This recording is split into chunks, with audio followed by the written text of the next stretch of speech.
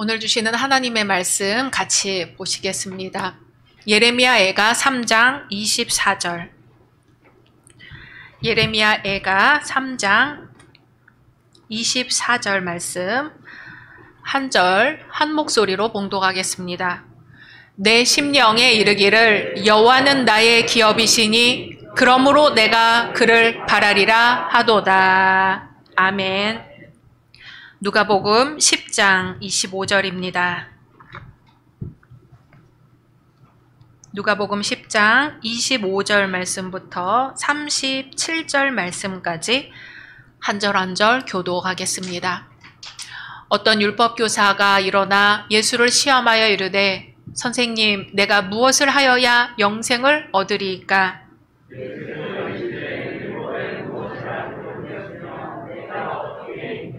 대답하여 이르되 내 마음을 다하며 목숨을 다하며 힘을 다하며 뜻을 다하여 주 너의 하나님을 사랑하고 또한 내 이웃을 내 자신같이 사랑하라 하였나이다.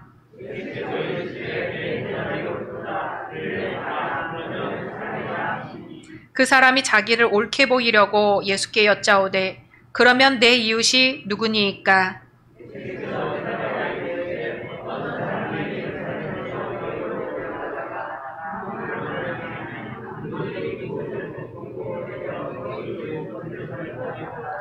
마침 한 제사장이 그 길로 내려가다가 그를 보고 피하여 지나가고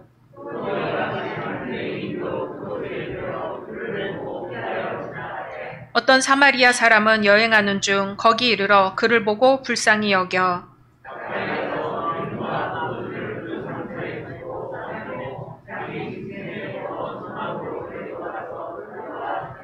그 이튿날 그가 주막 주인에게 데나리온들을 둘을 내어주며 이르되 이 사람을 돌보아주라. 비용이 더 들면 내가 돌아올 때에 갚으리라 하였으니.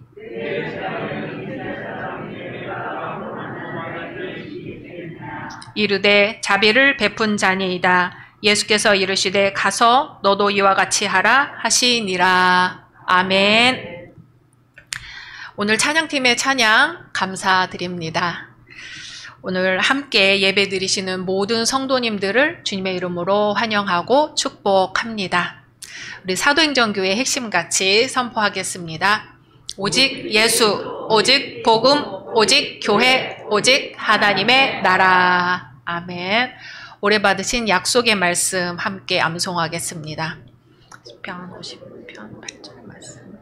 나는 하나님의 전에 있는 푸른 나무 같으며 하나님의 인자심을 영원히 의지하리로다. 아멘. 말씀대로 이루어 주실 줄로 믿습니다. 벌써 연말이 돼서 새로운 약속의 말씀을 받을 시기가 돌아왔습니다. 어떻게 말씀대로 많이 이루어졌나요? 말씀 붙들고 승리하신 줄로 믿습니다. 우리가 어디를 갈 때는 다 목적이 있어서 가죠. 뜻밖의 지역에 가게 될 경우는 거길 왜 가요? 라는 질문을 듣게 됩니다. 이번 월드컵에서 활약한 손흥민 선수가 조기 축구에 간다고 하면 거길 왜 가요? 소리를 듣겠지요. 자선 활동을 위한 친선 경기 같은 건 뛸 수 있겠지만 계속해서 조기 축구에 나간다면 개인적으로나 또 국가적으로도 큰 손해일 것입니다. 오래전에 신문을 보는데요. 미국에서 90세 할머니가 가방을 메고 대학교를 다니시는 거예요. 그 사실을 모르는 이웃 주민들은 묻겠지요. 가방을 메고 90세 할머니가 밖을 나서니까 할머니 어디 가세요? 아, 나 어디 대학 갑니다. 할머니 거길 왜 가요? 라고 묻겠지요. 할머니가 가방을 메고 대학을 다닌다고 생각하기는 어렵기 때문이죠. 하나님께서 천군 천사들에게 말씀하십니다. 나 인간 세계에 좀 내려가야겠다. 천군 천사들이 하나님께 여쭙습니다. 하나님, 거길 왜 가세요? 하나님 아시다시피 인간들은 미개합니다. 그들은 서로 죽이고 괴롭힙니다. 빼앗고서 자기가 빼앗을 힘이 있다고 좋아합니다. 거긴 가실 만한 곳이 아니에요. 그들은 서로 속입니다. 입에 담지 못할 말을 퍼붓습니다. 그러면서 온갖 명분으로 자기만 의로운 척 포장합니다. 인간들은 우리 천사들처럼 행동하다가도 사탄보다도 더 악한 행동을 합니다. 하나님, 거길 왜 가십니까? 그 세계는 하나님과 어울리지 않습니다. 아마 지금도 하늘회의에서 천사들이 아기 예수님을 보내면 안 된다고 성토를 하고 있을지도 모르겠습니다. 어느 국가에서는 성탄절을 축하하기 위해서 침엽수의 한 종류인 성탄트리 묘목을 심어 기른다고 해요. 그런데 몇 해 동안 계속된 폭염, 폭우, 또 산불 등의 기후 위기로 인해 침엽수가 멸종되어서 성탄 나무를 구하기가 힘들어졌다고 합니다. 멸종의 소문은 이 침엽수에만 해당하지 않습니다. 기후변화에 관한 국가 간 협의체 IPCC는 지난 봄 6차 보고서를 통해 기후위기로 지구 평균 기온이 2, 3도 상승할 경우 생물종의 절반 이상이 멸종한다고 경고했습니다. 또한 21세기 후반에는 16억 명에서 26명이 되는 사람들이 수인성 감염, 전염병 등에 노출될 것으로 예측하고 있습니다. 지구 평균 기온 1.5도씨 상승에 지금 직면해 있습니다. 지금도 코로나 팬데믹을 겪고 있는 우리는 기후위기의 공포를 체감하고 있습니다. 지난 11월 이집트의 샤르멜 셰이크에서 기후 정상회의로 198개국의 정상들이 모였습니다. 결코 돌이킬 수 없는 기후위기에 대응하기 위해 구체적인 정책과 실천 방안을 모색하기 위해서 모였습니다. 구테우스 유엔 사무총장은 현재 지구가 직면한 상황을 지옥행 고속도로 위에서 가속 페달을 밟고 있는 것과 같다고 비유했습니다. 그렇게 강하게 경고한 것이죠. 하지만 기후정상회의의 결과는 기후위기와는 거리가 있어 보입니다. 이번 총회의 가장 큰 주제는 손실과 피해 보상입니다. 온실가스를 많이 배출한 선진국이 기후위기로 고통받는 개발도상국들을 위해 어떻게 피해 지원을 할 것인지 논의가 됐어야 합니다. 기후위기의 피해국들은 폭우, 폭염, 가뭄, 산불 등의 재해에 대해 보상금을 요청했습니다. 하지만 온실가스의 주범들인 선진국들은 이를 모른 채 하고 있습니다. 우리 정부는 온실가스 감축 목표의 재생에너지 비율을 2030년까지 30%에서 21.5%로 축소시키는 퇴보적인 에너지 정책을 발표했습니다. 기후위기 대응지수에서 우리 한국은 60개국 중에 최하위인 60위를 기록하고 있습니다. 세계는 대한민국을 기후위기 악당국가라고 부르고 있습니다. 거기에 더해 지구를 파괴하고 이웃 생명들을 멸종시키는 범죄국가가 되어가고 있습니다. 이제 인간 세계에 내려가 보겠다고 하시는 하나님께 천군 천사들은 덧붙여 이야기하겠지요. 하나님, 거기를 왜 가십니까? 인간들은 하나님이 만드신 아름다운 세상을 다 망가뜨려 놨습니다. 지금 자기들만 잘 살면 후손들은 전염병, 산불, 가뭄, 홍수, 기상이변에 노출되어도 상관없다고 생각합니다. 아무도 자식들과 손자, 손녀들의 미래에 대해 관심이 없습니다. 오로지 돈, 돈, 돈. 거기를 왜 가십니까? 하나님은 그런 곳에 어울리지 않습니다. 그들에게는 희망이 없습니다. 천군 천사들의 이야기를 다 들으신 하나님은 대답하십니다. 그래, 맞다. 그런데 나는 그들을 내 목숨보다도 더 사랑한다. 내년부터 우리 열린교회는 녹색교회가 되려고 합니다. 거창한 것은 아니어도 생태, 에너지, 환경팀을 만들어서 어떻게 하면 기후위기에 적절하게 대응할지 논의하고 실천할 것입니다. 많은 사람들이 우리 몇 사람이 한다고 지구가 달라지겠어? 하고 이야기를 합니다. 하지만 중요한 것은 지금 나로부터 시작하는 것입니다. 아마도 많이 불편해질 것입니다. 지구 환경이 이렇게 된 것은 인간이 추구한 편리함과 연결되어 있기 때문입니다. 일회용품, 플라스틱, 화석 에너지 등 과잉 생산, 과잉 소비, 과잉 폐기와 다 연결되어 있습니다. 이런 것들을 우리 삶에서 끊어내야 합니다. 당장 다음 주부터 개인 컵을 들고 다니면서 일회용 종이컵을 사용하지 않아야 합니다. 한 번에 어려우면 하나씩이라도 점차로 끊어내야 합니다. 불편하기를 선택해야 합니다. 그래서 우리 후손이 살 수 있는 지구를 물려줘야 합니다. 예수님은 이웃을 내 몸과 같이 사랑하라고 말씀하셨습니다. 오늘 우리의 이웃에 사람뿐만 아니라 하나님이 창조하신 이 피조 세계가 포함이 되어야 합니다. 한 율법교사가 예수님을 찾아왔습니다. 누가복음 10장 25절 말씀 같이 읽어보겠습니다. 어떤 율법교사가 일어나 예수를 시험하여 이르되 선생님, 내가 무엇을 하여야 영생을 얻으리이까? 주님은 말씀하십니다. 26절 예수께서 이르시되 율법에 무엇이라 기록되었으며 내가 어떻게 읽느냐? 27절입니다.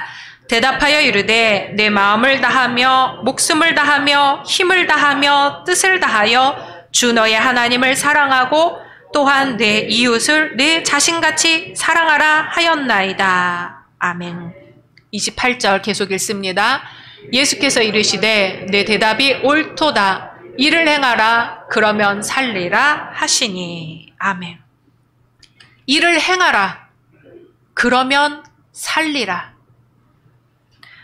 이 율법 교사는 또 묻습니다. 그러면 내 이웃이 누굽니까?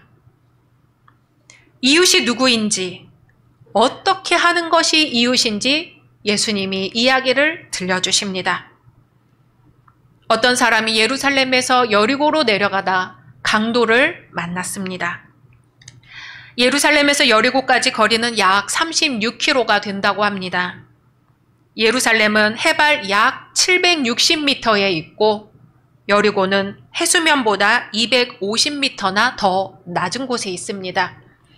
높은 지형에서 아주 낮은 지형으로 이어집니다. 그래서 그 길은 경사가 가파르고 험해 강도들이 자주 출몰했습니다. 예수님 시대뿐 아니라 오늘날까지도 이곳은 강도들이 자주 출몰하는 지역이라고 합니다. 강도들은 그 사람의 옷을 벗기고 무자비하게 때려 거의 죽게 된 것을 버리고 갔습니다. 이 사람은 온몸이 피투성이가 된 채 길에 쓰러져 있습니다. 그냥 버려두면 죽을 수밖에 없는 급박한 상태였지요. 누군가의 도움이 절실히 필요했습니다. 마침 한 제사장이 그 길로 지나가게 되었어요. 여리고는 제사장들이 모여 사는 곳이라 아마 예루살렘에서 일을 마치고 가는 길이었을지 모릅니다. 그는 내려가다 그 한 사람이 피투성이가 된 채 길바닥에 쓰러져 신음하는 것을 보았어요. 제사장으로서 마땅히 그 사람을 도와주어야 했습니다. 하지만 쓰러진 사람을 보고 피해 다른 길로 갔습니다. 이 사람은 아마도 레위기 말씀처럼 이웃 사랑하기를 내 몸같이 하라는 말씀이 생각났을지도 모르지요. 하지만 자기 합리화를 했을 겁니다. 나는 제사장이야. 죽은 사람을 만지면 7일 동안 부정하게 될 거야. 게다가 나는 바쁜 사람이야.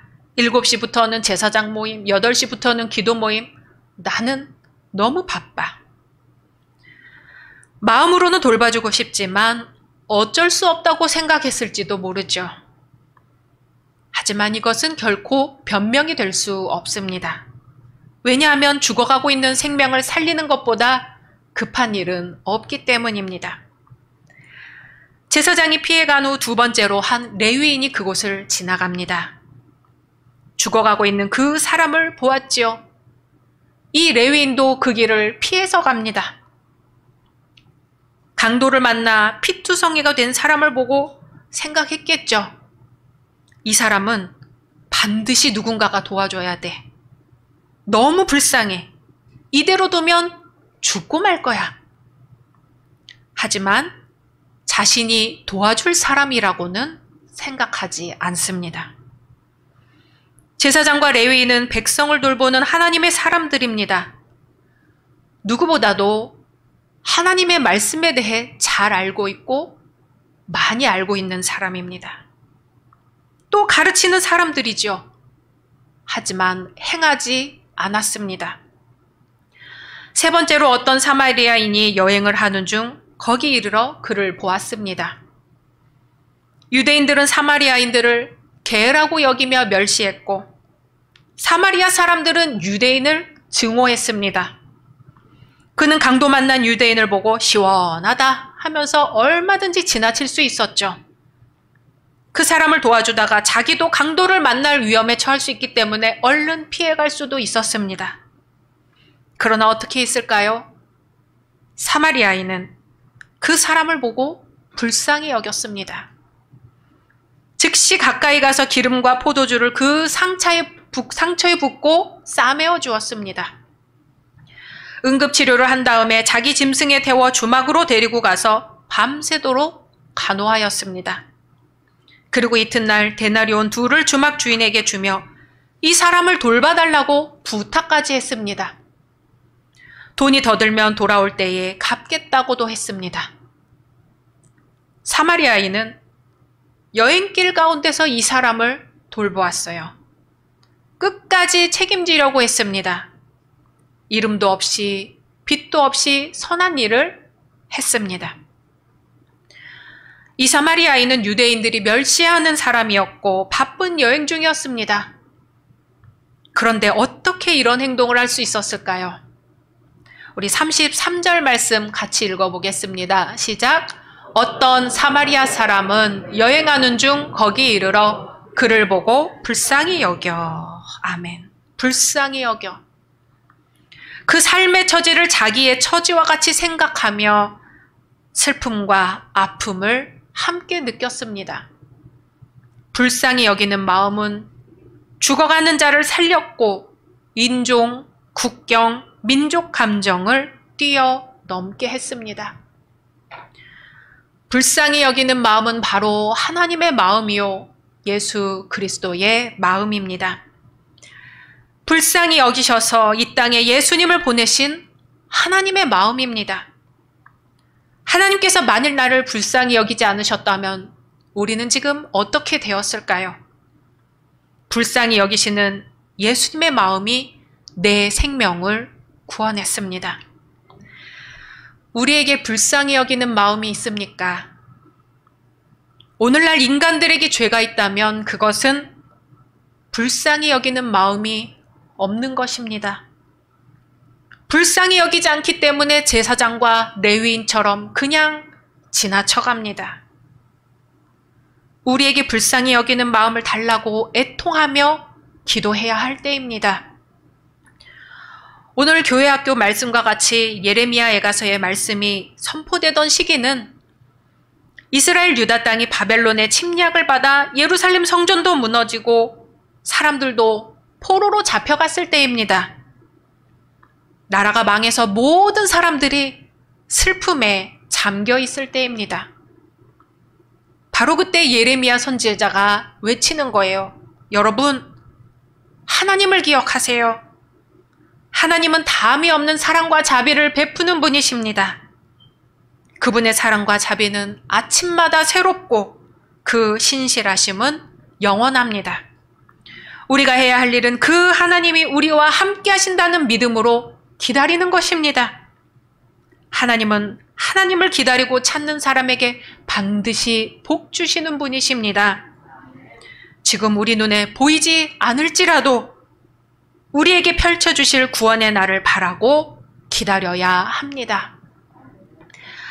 성경 말씀에서 하나님의 말씀이 울려 퍼지던 때를 보면은요, 좋은 때가 별로 없습니다. 오히려 좋은 때를 만난 사람들이 교만해지고 실수하는 것들을 야단치십니다. 그리고 나라를 잃고 살 길이 막막해지고 눈물 흘릴 수밖에 없는 이들에게 나타나셔서는 내가 너와 함께 있다 하고 손을 건네시는 겁니다.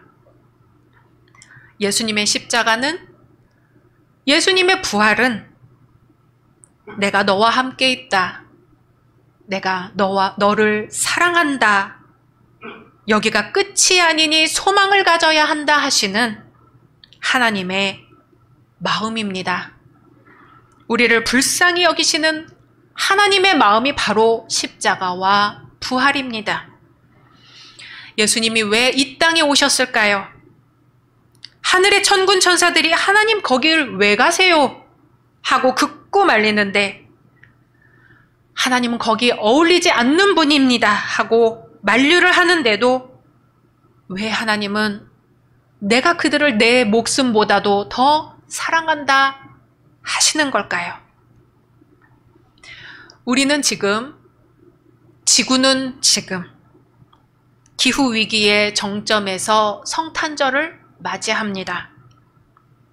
그럼에도 불구하고 이 땅을 사랑하시는 주님, 그럼에도 불구하고 소망을 가지라고 하시는 주님, 소망이 저 하늘에 있는 것이 아니라 우리 안에 소망이 있다고 하십니다. 우리 교회가 세상 속에서 동방박사가 본 하늘의 그 별처럼 반짝반짝 빛나기를 원하십니다. 소금이 되기를 원하십니다.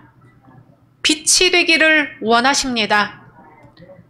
해서 되겠어 하는 사람들에게 이렇게 시작하는 거야 하고 보여주기를 원하십니다. 가장 추운 날, 가장 추운 곳, 가장 낮은 곳으로 아기 예수님이 오십니다. 그곳을 찾아 여행길을 떠난 동방박사들처럼 우리도 별빛을 따라, 예수님을 따라 이웃에게 소망이 되기를 축원합니다. 주님의 말씀입니다. 내 이웃을 내 자신같이 사랑하라. 그리고 가서 너도 이와 같이 하라. 그러면 살리라. 아멘. 함께 말씀 묵상하며 기도하겠습니다.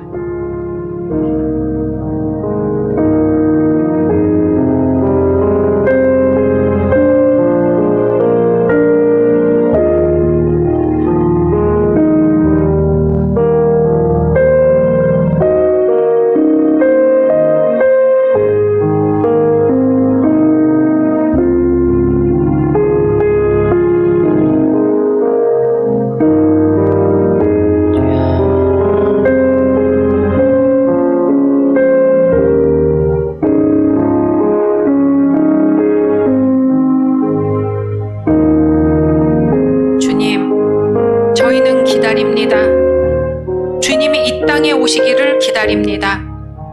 이 땅에 오셔서 눈물 흘리는 이의 눈물을 닦아주시고 외로운 이의 손을 잡아주시고 애통하는 이의 마음에 평화를 허락해 주옵소서. 그리고 주님이 창조하신 모든 피조물들을 내 자신같이 사랑해야 할 이웃으로 돌보게 하소서.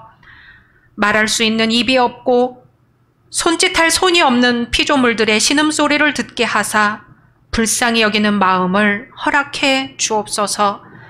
예수님의 이름으로 기도드립니다. 아멘.